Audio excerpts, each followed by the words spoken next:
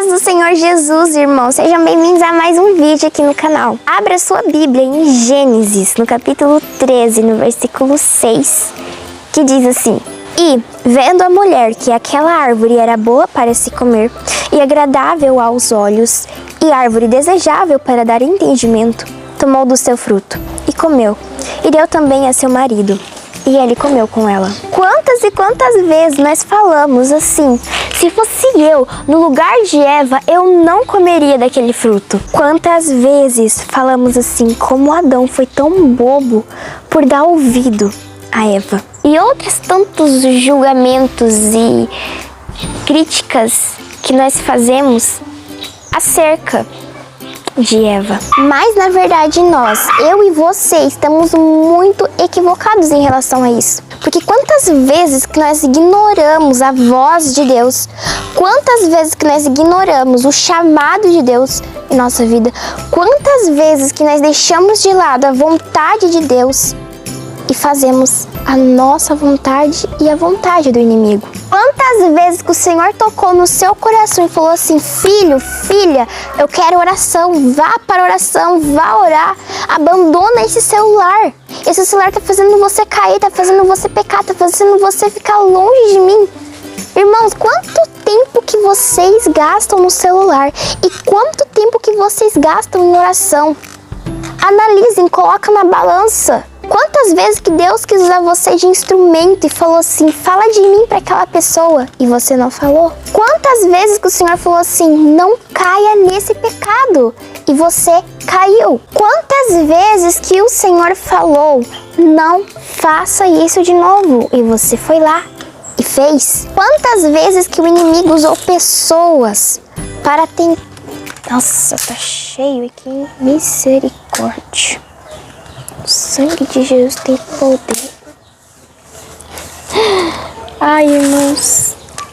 Quantas vezes o Senhor falou pra você: abandona essa amizade porque ela não me agrada? Quantas vezes o Senhor confia em nós e nós o decepcionamos? Se você, que também é cristão, que está na graça de Deus, já decepcionou ao Senhor e já cometeu falhas, erros, de que Ele falou assim: não faça, e você foi lá e fez o errado.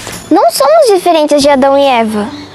Nós cristãos conhecemos a verdade, sabemos da graça. Sim, nós pecamos, somos falhos. Eu não estou falando isso, eu não estou querendo insinuar que todo mundo é perfeito e ninguém tem que pecar, não. Mas eu estou falando quantas vezes que nós pecamos por vontade própria, quantas vezes que nós falamos assim: não tem nada a ver.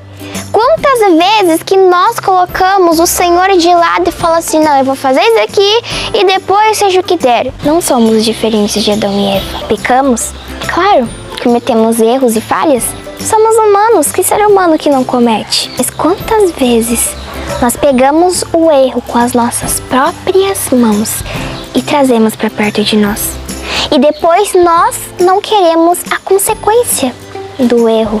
Muitas das vezes não queremos a consequência do pecado, mas a consequência do pecado, ela é marcante. Igual Jesus quando falou para aquela prostituta: vá e não peques mais, eu não te condeno, mas vá e não peques mais. Ela foi perdoada pelo Senhor, mas ela teve que lidar com as consequências do pecado. Uma coisa é você pecar, se arrepender e lutar para não cair naquele erro. Outra coisa é você, sabendo que aquilo é errado, cometer o pecado e depois ir pedir perdão e cometer de novo, pedir perdão para limpar a consciência e pecar de novo. Igreja de Cristo, acorda! Isso não é evangelho. O Senhor não é uma máquina que você vai lá, pede perdão e tá tudo pronto. Não. A lei de Deus, os mandamentos dele, os princípios e os valores que um cristão carrega, não é de qualquer jeito. E o Senhor é bem reto. Sim, sim, ou não, não. Daí você me diz assim: ah, mas Adão, ele poderia não ter pecado. Eva chegou com fruto, Eva pecou, mas Adão poderia ter falado: não quero. Mas quantas vezes que pessoas chegam em você e falam assim, vou dar um exemplo: você quer beber e você aceita. Você quer isso e é errado e você aceita. Quantas vezes que chega pessoas a você te oferecendo as coisas e você aceita por intermédio delas. Você não é responsável o maduro, o autossuficiente para assumir o seu pecado. Você coloca que você fez aquilo, que você cometeu aquilo por causa daquela pessoa, sendo que Jesus é o dono da sua vida, sendo que você tem princípios e valores, se você realmente é um cristão verdadeiro. Vou deixar um vídeo aqui nos cards em que eu falo sobre ser diferente, sobre como que um cristão, ele é a diferença no meio de onde ele vive. Mas voltando pro vídeo, essas pessoas não têm a capacidade de assumir os seus pecados e lidar com as consequências de seus pecados. Não seja um cristão que manche o evangelho. Não seja um cristão por ser. Não seja um cristão porque os outros falam. Seja um cristão porque você ama a Jesus.